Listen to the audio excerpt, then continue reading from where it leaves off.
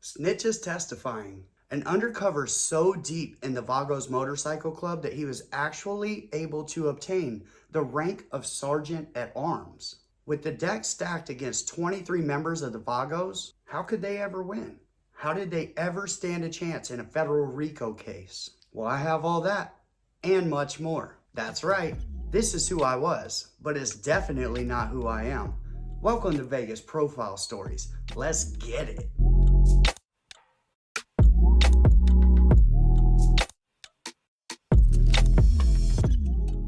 So I'm going to line all of this up for you guys, but I'm only going to use nicknames and handles. The reason for this I'll tell you in the end of the video. So on the Jethro video, I told you guys how Romeo, the sergeant at arms of the San Jose Vagos, had taken the life of Jethro, the beloved president of the Hells Angels San Jose Charter.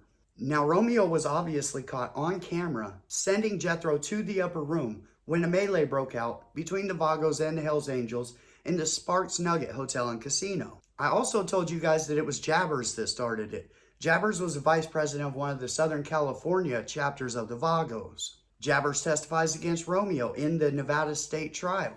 Well, it wasn't just Jabbers. There was another Vago that turned informant in this case. That's someone you don't ever hear about. That's Lunchbox. So Lunchbox and Jabbers, well, their testimony, that's what got Romeo a life sentence in Nevada. Well, due to improper jury instructions, that conviction, it was thrown out. So they had to retry Romeo. Romeo was taken out of Nevada State Prison System, sent back to Washoe County to sit in the Washoe County Jail for a second go. Now, as this is happening, the feds have a deep undercover case that they've been working against the Vagos for like 10 years. So they spent many years and hundreds of millions of dollars to build this case against the Vagos. Now they figured, we're going to throw him and the leaders for the Vagos into this brand new indictment that we have coming down. That way we can charge all 23 of the men that we are charging with the death of Jethro, making it to where if they find all 23 of the Vagos guilty, well, they can give them multiple life sentences. Now, we all know the details behind the Sparks Nugget Hotel and Casino melee. We talked about that in a different video. So we all know that the Hells Angels' stance in this is that it was a planned hit. Basically, they took Jethro to the upper room on purpose. Now, the Vagos' stance on this, well, it's way different. The Vagos believe that this was done on a dare from Mr. 187, basically daring Jethro to go down there, sit at that bar where he knows that all the Vagos are.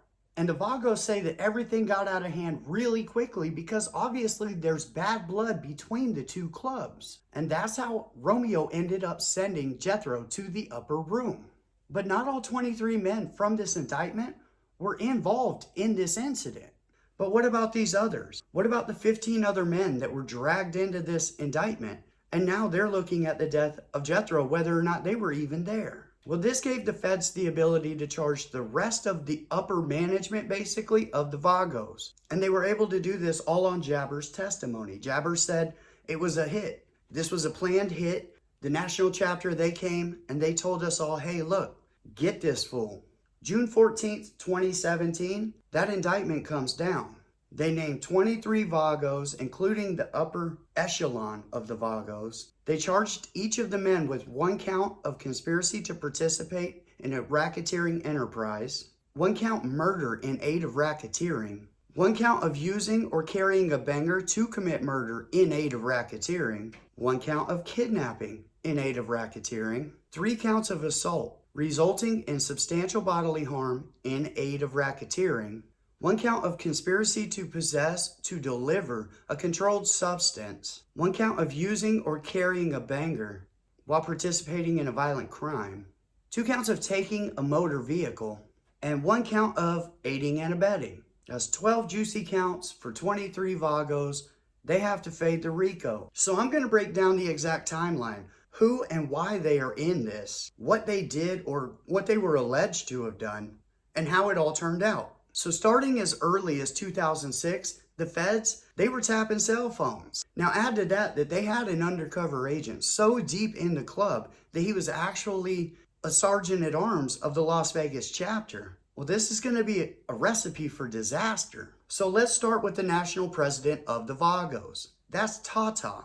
Now in 2006, the feds, they alleged that Tata had some of his brothers go smash out another brother for owing a dope debt to a rival motorcycle club. Skip to November 2010. Tata is heard on a recorded line saying, "No one talks for me. And when I say it's going to be done, it's going to be done."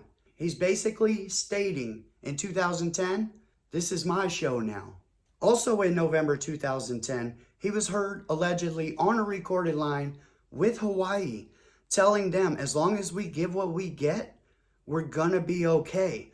And that was in relation to the Hells Angels growing in Hawaii. 1 month later, December 2010, Tata puts a green light on the Hells Angels in Hawaii and all of their support clubs. That was once again recorded on a tapped phone. Then January 2011 comes around. Tata is heard talking to other National Vagos members about the Banditos in Texas. They are talking about they should be ready for the Banditos to start trying to take patches in Texas because they are starting to run the Banditos out of Las Vegas and Nevada completely. June 2011 rolls around. Allegedly, Tata issues a full-on green light for any Hells Angels. Now, he did this at a Vagos officer meeting, allegedly.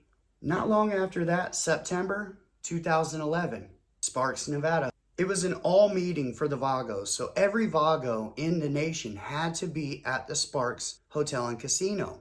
Call it twist of fate, call it whatever you want. Jethro and some of the Hells Angels were also at that hotel and casino at that time. There was a bike run going on. Now, this all happened on a Friday night. It was the first night of the Street Vibrations Festival. That is when Tata is allegedly heard yelling out to all the Vagos, "You need to be down for the club. Expect to lose your families, lose your life, or go to prison." Then he allegedly yelled out to the Vagos crowd, "The Hells Angels, we're not going to be bullied by these people anymore." Sounds to me like Tata, he's turning up the heat. He's planting his flag. He's saying enough is enough. Now, on that same day, the feds allege that Dragon Man, Tata, Jimbo, and Al, the creme de la creme of the Vagos, ordered the hit on Jethro. The feds also allege that Dragon Man told other Vagos, "Do not let any Hells Angels go past the elevators on the casino floor. Basically, do not let them come up, period. This is our hotel." Now, if you're at war with another group, that's not an outlandish request. Basically, you're stating, hey, all of our upper dudes are upstairs. Don't let any of our enemies come upstairs. Basically, you don't want them within striking distance. Protect the kingdom. Then the feds alleged that Dragon Man, who is the National Nomads president at the time, they're alleging that Dragon Man told Romeo, "Go ahead and do it." Basically, the green light on taking Jethro out.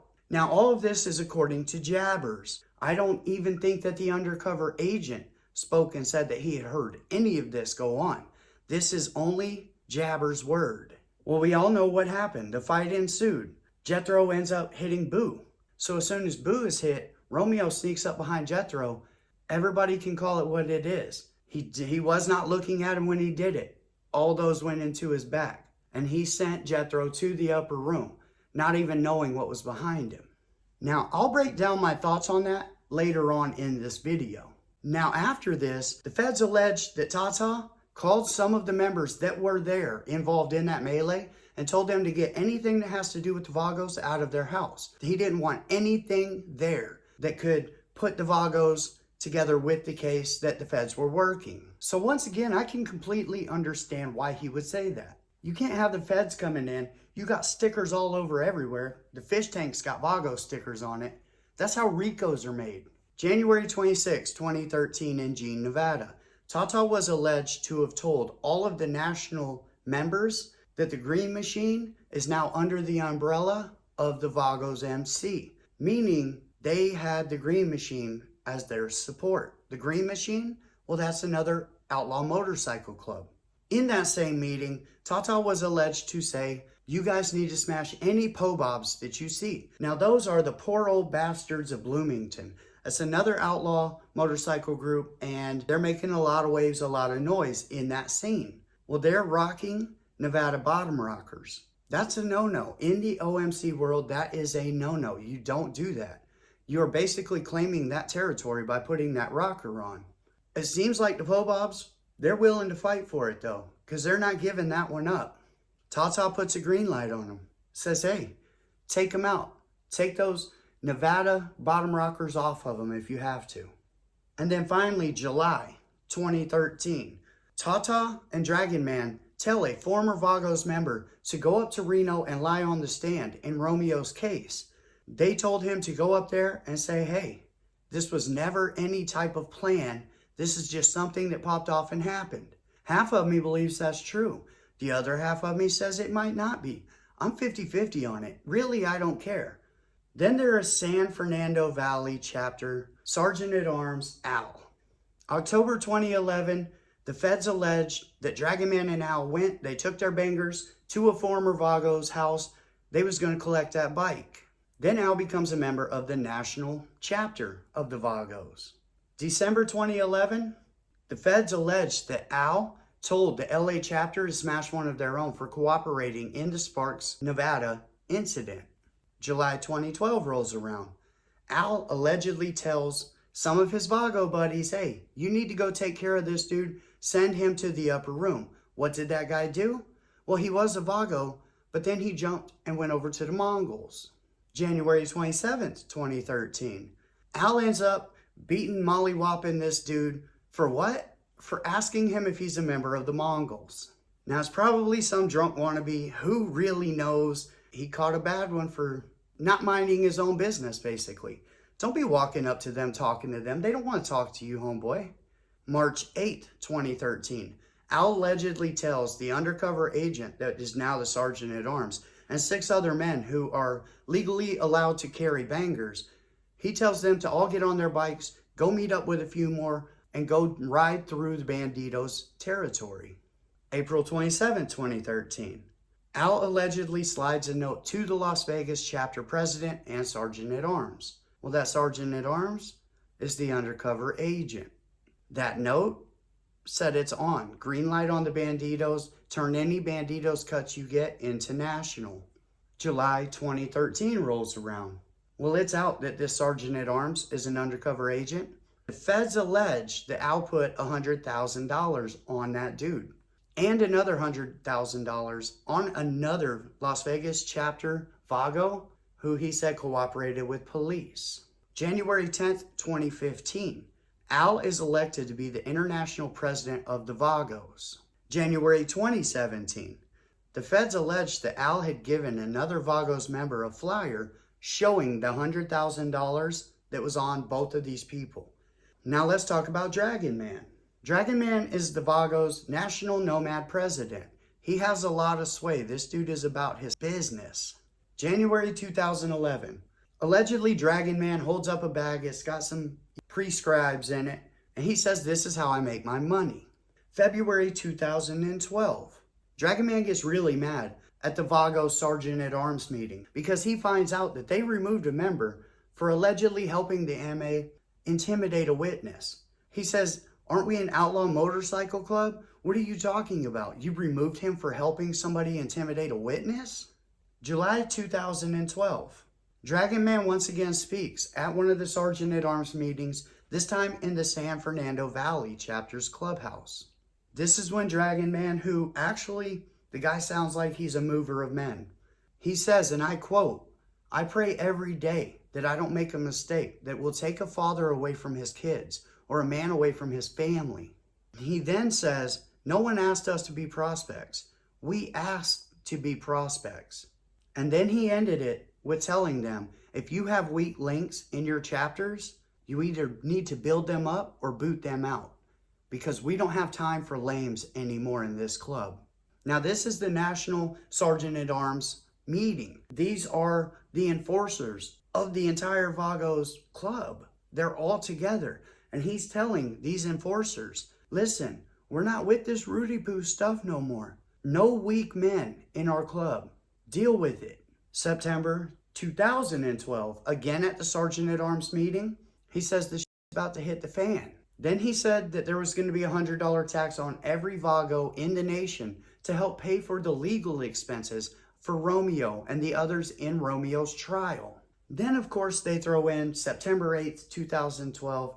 He accidentally slipped up. He talked to this undercover sergeant at arms, told him that he used to sell about 5 keys a week and maybe commit a little home invasion every now and then. April 2013, again, the sergeant at arms meetings. Well, Dragon Man, he tells Las Vegas, hey, you got banditos in your area. You need to take care of that. October 2014, they raid Dragon Man. They find little baggies of clear. They find some H. They find a digi-scale, a payment ledger, and 23 fraudulent credit cards. Say it ain't so. Come on, Dragon Man. June 3rd, 2015. When the feds came to talk to Dragon Man, he told them straight up that it would be snitching if he said, yes, I was, or no, I was not there when Jethro was killed on the casino floor. So then they tried to press him more. He told the agents, we give what we get. And if someone stomps on my foot, I'm going to smash their face in. And this was in relation to when they were talking about the Hells Angels. Basically, he's telling them, hey, this isn't something we started, but I'm a man, and I'm not just going to allow people to run me over. Then there was Jimbo. Jimbo is quite old now, very loved and respected in the Vagos Motorcycle Club. January 2005, the feds alleged that Jimbo had mollywopped a bartender at one of these bars they were at. I guess that was at the Evolutions Cocktail Lounge in LA. Now they went on to say that other Vagos had mollywopped other people in the bar at the same time. August 2012, Ogden, Utah is the regional chapter's president meeting. Now, if I've learned anything from this indictment, the Vagos love their meetings. They have meetings for everybody. It's wild. But that's how you make sure that everybody's on the same page. So I can't hate on it. And as long as they're not being bugged and there's not an undercover agent in there, it's the thing to do, I suppose. They alleged that Jimbo had told a few of the chapter presidents, hey, you need to get your guys in their full gear. They need to start riding by this guy's house who is an out-bad member of the Vagos. Basically, maybe trying to get him to move out of town. Allegedly, he had told them, make no mistake about it, I run this club and I want those effing patches back. Then there was Hulk. Hulk is a very powerful sergeant at arms for the Vagos. Now, August 2010, he's using coded language, but he basically says they need to go after the Brotherhood because he blamed them for the death of 2 fellow Vagos. September 2010, Hulk allegedly calls for backup so that they can counterattack against the Hells Angels in Arizona. Allegedly in that recorded phone call, Hulk says, hey, there's only 4 of us with 3 effing guns. What are we supposed to do with that? Now later, September 2010, Hulk went to a restaurant in Upland, California. He pressed up on him. He said, hey, I need the surveillance. The surveillance was supposed to show him what the Brotherhood looked like. These people that had taken the Vagos out, he had heard they had their celebratory dinner at that restaurant. So he wanted all receipts. He wanted all the footage. Now this was all over a phone call. This is something that should have been done face to face, I think. You probably would have gotten a lot better results. But then again, you could have gotten in a lot more trouble immediately face to face. October 2010, Hulk, again on a recorded line, was heard that he wanted to tune up a few fellow members because they were lacking in their taxes. November 2010, Hulk is heard saying on a recorded line again, allegedly, according to the feds, I had to sit there and lie for 2 effing hours while he was testifying in a case for 2 Vagos that had taken and they had sent one of their fellow Vagos to the upper room. Now, obviously, him lying on the stand is probably for those dudes, even though he didn't want to, because they had done that to a fellow Vago. I get it. That's a terrible thing that's a bad place to be in, Hulk. Then December 2010, Hulk is allegedly caught on a recording again, stating, we effed up because law enforcement had found one of their fellow Vagos taking a nap in the desert for eternity. Now, this was in a remote part of California. Why would he be worried about that? Not my problem. Not my problem. I don't need Hulk coming over here trying to Hulk smash me. Now, a week or so after that, Hulk caught word that allegedly one of his Vago brothers had cooperated with law enforcement. Hulk, again, allegedly, on a phone recording, was heard saying, I'll just use the skinheads to go ahead and take care of that. Then New Year's 2010 rolls around.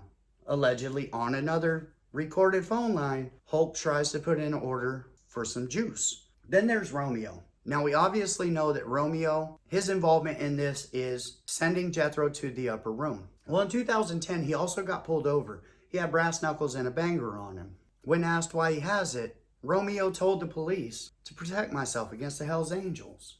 Now let's talk about Maniac, Las Vegas Sergeant at Arms. Boy, he was a wild one. July 2012. Maniac sells one of them AKs.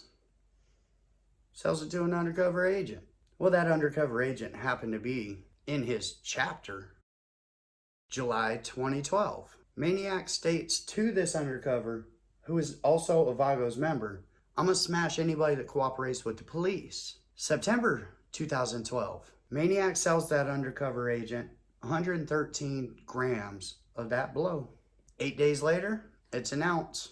October 2012, Maniac tells the undercover agent, also Vago, he will send any Hells Angel to the upper room that ever lays a hand on any member of the Green Nation. And that same day, of course, he sells that same one a zip of that blow.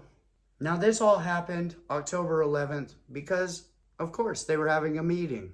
This was a Vegas Sergeant at Arms meeting. They're both Vegas Sergeant at Arms. This is when Maniac is heard stating, we're at war with the Po-Bobs. He also states that those bottom rockers, they gotta go. Then he states, every now and then you gotta smash a mother just to show them that you're the top dog on the food chain. Now I can relate to that. In prison, it's exactly like that. And on the streets in this life, I'm guessing it's the same. Every now and then you just gotta smash a dude. You just gotta let the rest of the world know, hey, he's not the one, don't try him. Of course, the next day, Maniac sells him another zip. This undercover's all up. He's getting Maniac every time. He thinks that they're brothers. He thinks that they are both Sergeant at Arms for this club, for this group, for these brotherhood. And he's getting them left and right. Zip, zip, zip. I'm not even going to keep saying how many times this happened, but it happened a lot. This undercover's kind of an asshole for it. Just going to throw that out there. After the 10th one, bro, come on, just chill out. Now you're just wasting all this blow. December 1st, 2012. Mayhem, that's right, Mayhem, and Maniac, both Las Vegas chapter members, well, they go to a bar looking to hunt those Po-Bobs. February 2013 rolls around. This is when things actually get crazy for Maniac. His fellow Sergeant at Arms, Las Vegas, he introduces him. Who does he introduce him to? The cartel. Heard this story before? Yeah. They go out to Searchlight. They go out to this airstrip, a Cessna lands. Now this cartel courier had said, hey, I need somebody to supply protection for me during this deal. Cessna lands, the guy gets off, he allegedly has the 10 keys of the blow. Money's exchanged, that guy gets back in the plane, flies off. The Vagos wrap it up in air softener, laundry softener sheets, put it into a hidden compartment in this cartel courier's car. They each get $1,000, bing, bang, boom. Well, it's all a setup. We already know, we've heard this story before. The guy on the airplane, undercover. The cartel guy, undercover. Basically, they set up this whole situation to get them for like drug trafficking or something, but really all they did was entrap them into being security on a dope deal between two feds. It's the weirdest thing. Here's a little fun fact. The US government, they spent like $1 million just on this one little operation. They had to fly in a medic from Washington, D.C. in case anything went sideways. They had snipers all the way around the airstrip. We're talking big bucks had to be spent just for this stupid little operation. Now, the crazy thing is the Vagos, they were just there as security. It wasn't their dope. It wasn't their plane. It wasn't any of that. It was like, hey, we're going to do a Fed-to-Fed sale, and we want you to stand there and look around while we're doing it, and we're going to pay you money for it. We're going to spend $1 million to do it, but there's nothing really of substance that comes out of that. This is why a dozen eggs cost $8 right now. You're an idiot, Rick. All right, let's continue. So the next guy, Big Steve, I'm hearing he was the Las Vegas Vagos chapter president, one of. Now, if I'm wrong, let me know. Don't crucify me in the comments. You know, this is very hard information to come by. July 2012, Big Steve allegedly tells this sergeant at arms, this undercover, that he followed one of the ex-members that was X'd out of the club to his court hearing.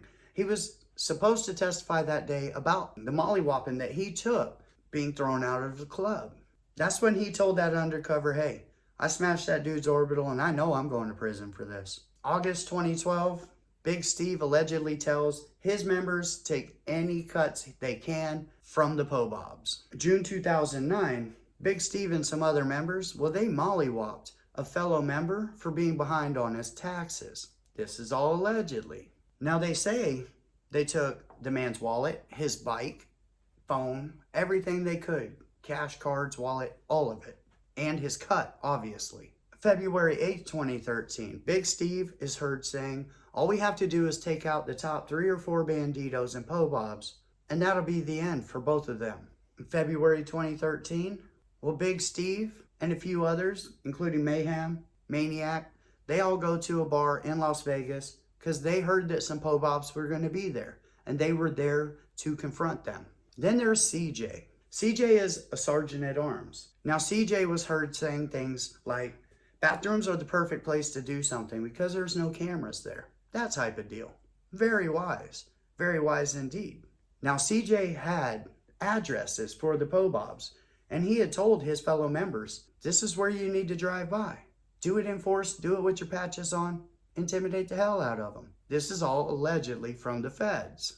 March 2013, CJ puts a green light on the banditos. April 2013, at one of the higher up meetings, CJ states, hey, it's going to be easy. We'll take the banditos out of Vegas. It's not a problem. We can do this right now. Then in May, CJ says, hey, we have the address to the top bandito. We should have a place for our families to go. Let's go take the top off of this club. Then May 16th, 2013 rolls around. The Confederation of Clubs is a meeting between all the clubs. It's happening. CJ walks up to the banditos and he flat out tells them, y'all got 24 hours to leave Las Vegas or it's on.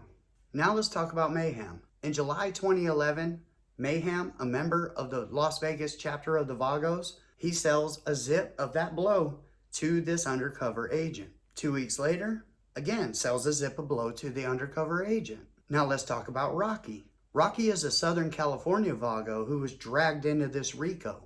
Now, September 2010, Rocky, he allegedly comes across some counterfeit designer stuff, a whole container full of it. This dude's resourceful as hell. I'll give him that. He's on his hustle. And the feds, they're steadily just watching. They're building this case. They got all this dope. They got all this designer this and designer that and beat up this and beat up that. Around the same time, Rocky tries to get a hold of somebody that he knows in the Italian mob. He tries to set up to where they will take out the president of the Sons of Silence. March 2011, on a recorded line, Rocky allegedly, according to the Fed, states back over that MFer when he's talking about retaliatory hits on the Hells Angels. April 2011, Rocky is at it again with this designer knockoff stuff. He has another container full of them. April 2011 again. Rocky allegedly, according to the feds, orders a retaliatory hit again on the Hells Angels. That time because they had jumped a Vagos member. May 28, 2016, the feds recorded that they had seen Rocky at a 50th anniversary Vagos motorcycle run, and they stated that he was wearing a Nomad's patch. Then there's Shyster. Shyster was dragged into this because over a recorded line, allegedly the feds had said they had heard him state that he could just pay the Crips $500 to take out whoever was cooperating with police on the Jethro case. Then January 2013, again on a recorded line, they said they had Shyster stating, hey, you know that the order was put in to send Jethro to the upper room, but you're going to testify that there was no plan, there was no order. July 2013, they say that Shyster had allegedly sent 2 private investigators to the house of a wife of one of the former Vagos that they thought was going to testify in a case. December 7th, 2016, Shyster allegedly, according to the feds, sold a former member of the Vagos an AR and told him that I have other bangers that have bodies on them if you want those too. That same day, he told that same former member that it was on with the Featherheads, as he said, which is a slander towards the Hells Angels. And that basically the call had been made that it was on site. Use your banger on any Hells Angel that you see, it's on site.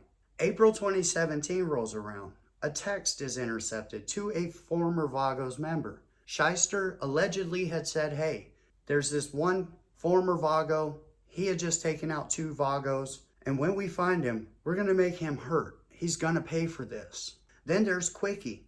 Quickie is a Purdue Vagos chapter member. He allegedly, over a recorded call, he stated, hey, if anything gets too crazy, you need to take care of business. And then you never tell anybody about it ever again. That's why I'm still alive. The context of that conversation was they were talking about 2 other Vagos that were on trial at that point for taking out somebody from a support club. January 2011 comes around. Quickie was recorded once again on a recorded line. According to the feds, he stated that it's on with the Sons of Silence and it's on site with them in Arizona.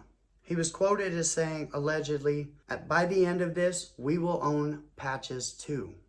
In that same call, Quickie allegedly had said that they were gearing up to go to war with the Sons of Silence. Allegedly that day, Quickie also put the green light on the Oregon Sons of Silence. Also that day on a phone call, Quickie allegedly said that the Mississippi Vagos needed to go get their patches back from the Sons of Silence, and whenever they did, they would send another Vago down there to take care of the Sons of Silence.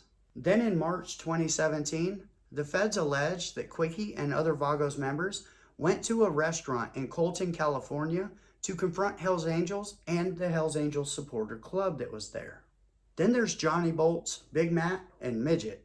All 3 of these are Vagos from the Northern Nevada chapters. Now the feds allege in September 2011, all 3 of those men, they went and snatched up a former member. Feds called it kidnapping. They also stated that they used bangers to do it. That's with a deadly weapon. Now not only that, members Flash and Tommy Gun were allegedly in on it too. Now you have 5 of the Northern Nevada Vagos that are all caught up in this kidnapping.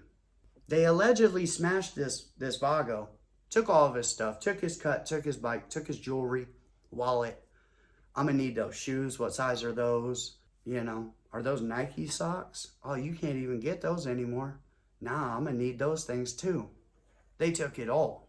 That's why all 5 of those men are in this for kidnapping, robbery, a plethora of stuff, if you will. October of 2012, Midget, Big Matt, and Johnny Bolts, well, they headed to a toy drive in a rural town in Nevada because they heard the Saxons and the Pobops were going to be there. And they wanted to go talk to them fellas about their patches. November 2014, Johnny Bolts allegedly says, if you want out of this club, it's going to be $3 grand. If you don't pay every week, it's going to be a trip to the hospital. Then there is Slick and Recon. Dope names, bro. Hey, the Vagos got some cold handles. I'm going to say that right now. Recon? What a dope handle. Now, they're members of the Las Vegas Vagos chapter. Now, these 2, in like January 2013, they decide, this guy is bothering me at the bar. They go in the bathroom, they lock the door, they lump old Willie lump up, they run out, they get in the car. The person driving that car, well, that was CJ. Now, CJ has now been dragged into this thing because he gave them a ride out of the bar. Now, if you get into a fight in a bathroom at a bar, it's a fight in a bathroom at a bar. When the Vagos do it, or the Hells Angels, or the Mongols, or any of them, that's kidnapping, that's assault, that's, coercion, that's everything they can throw at this. This dude, by all accounts, this dude disrespected them. And they went in the bathroom when they saw him in there, locked the door, lumped him up. They didn't use no weapons. They didn't stick old boy. They didn't do the hokey pokey and turn his ass around. None of that. They just beat the bark off of him and took off. June 2015, Slick smashes a beer bottle over a guy's head. The guy happened to be a Mongol. Once again, just because of who they are, they're getting charged extra. Now, the other Vagos that were indicted in this are obviously Candyman, C, and Boo. C and Boo, I believe, are the 2 that got hit by fire in the casino at the Sparks Nugget. I know Boo did for 100%, and I think C was the other one. Now, they've been dragged into this simply because they were in the melee at the Sparks Hotel and Casino. Now, how's that for buzzard luck? You get into a brawl, pow-pows come out, they start lighting off at each other, you get hit. Now you're in a Federal Rico case. I mean, that's not the best of luck there, Boo. Not at all. Now, in 2010, the feds also alleged that the Vagos were bringing over illicit medicines from across the border, that they were going over on their bikes and coming through customs with it. How true that is or not, I mean, it's probably not on a business tip. They were probably down there on vacation, stocked up on some stuff, said, hey, this will be a nice little come up, and they went back across the border. But the feds played it out like this is what they were doing all the time. They might have been. I don't know. It's possible, I guess. So now we're all caught up on the happenings of why everybody is brought into this indictment. Now, what really happened? The feds split the defendants into two groups. The first trial of the RICO was going to be 8. Those 8 people were the ones who were involved in the Sparks Nugget Hotel and Casino incident, the death of Jethro, and the who's who top dogs of the Vagos. So you had Al, Jimbo, Tata, Dragon Man, Boo, C, Candyman, and Romeo. Now things started to go sideways immediately. When they brought Jabbers up, well, Jabbers he turned his testimony right around. In the first trial, in the Nevada state trial of Romeo, he stated that the upper echelon of the Vagos had come down and said, this is what we want you to do. Take Jethro out. Now Jabbers is on the stand in the Federal Rico trial, and Jabbers is completely recanting. He is saying that there was no plan and that he lied on the stand. Then the undercover agent got on the stand. Then they had proof that this undercover agent was running up the numbers. He was putting fake cases together, fake charges together. He was saying that they had sold him something when they hadn't have. It's the most insane thing. He was lying, and he got caught lying. He had to admit on the stand that he was lying in some of the parts of this case. Well, when the jury sees that, you would hope that they would say, hey man, look, if you're going to lie about that, I can't trust you on anything, right? But everybody has seen multiple times, over and over again, the prosecutors, they should have dropped this case. They should have dropped this case on these men as soon as this started happening. But you know that they don't do that. They don't do that at all. They still move forward as if it didn't even happen, like these 2 people didn't lie on the stand. We're still going to try and convict these people. The jury took and they went to deliberations. Now you have to worry that there's 12 people in America, once again, like other cases I've spoken on, where they come back and they say guilty, and it's like, what, how? 17 hours of deliberation, the jury comes, not guilty. On all counts, they acquitted all 8 of those men on all counts, not guilty. So not wanting to look like idiots twice, the prosecutors then, they dropped the charges against the other 14. They didn't want to look like fools. They didn't want to lose another trial. But why did they lose this case? Because the feds, they were willing to win at any cost. And that's the problem. And they finally got caught doing it. You see, it's not above the feds to lie. Men are men. It's in men's nature to lie. It just is what it is. So they do like they did with OJ. And they just start planting and fabricating. Just take the case that you have given to you and go and put it on trial. Instead, you have this undercover who has to, on the stand, admit to lying because he was caught. You could have just bought 1 zip from them and that would have been enough. But you messed it all up. Now, as for the Romeo case and the Sparks Nevada case, I don't know. That's all comes on to Jabber's shoulders right there. Do I think that Romeo did that because he was told to? It's hard to say.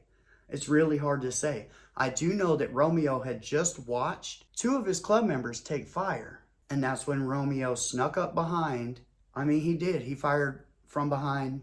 Jethro never stood a chance. He didn't know he was back there. But there are no rules in the streets. This dude is trying to send your club members to the upper room. So when anybody says, oh, it was cowardly the way he did it, well, there's nothing that says that he has to go by any rules.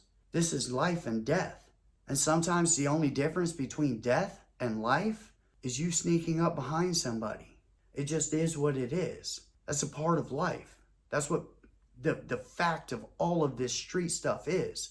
Now, after this, Jimbo was seen sneaking away. He didn't want to go out and have a celebratory party or any of that. He went out and he had dinner alone. And all he wanted was a bus ticket and a stuffed animal so that he could take that stuffed animal and meet his granddaughter at school and surprise her the next morning. You see, she thought he was in Brazil for this 6 months or 8 months that they were on trial. She didn't know.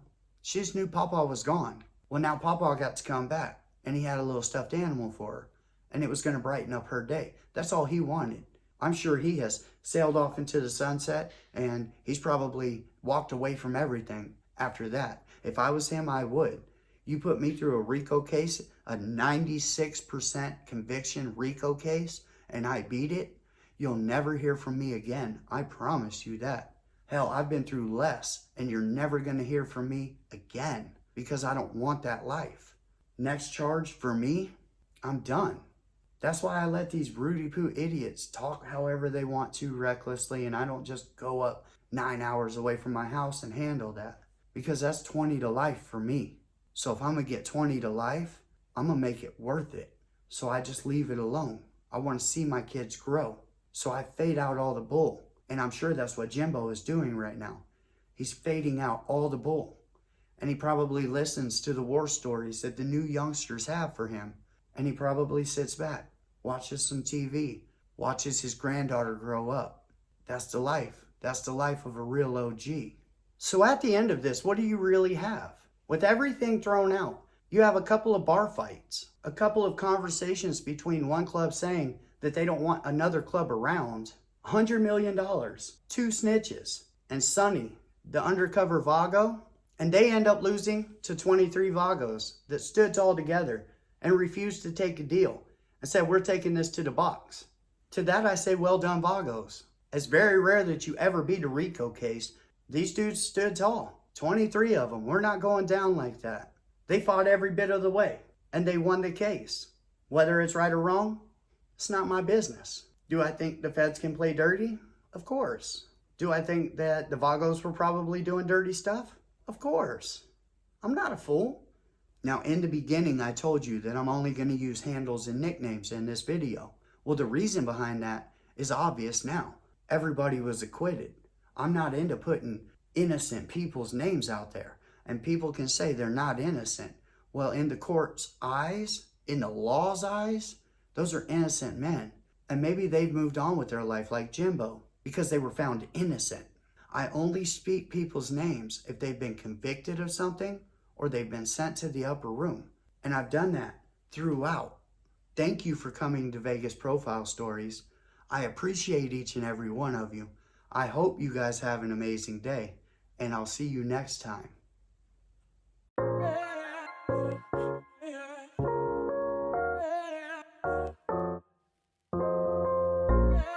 This is who I was, but it's definitely not who I am.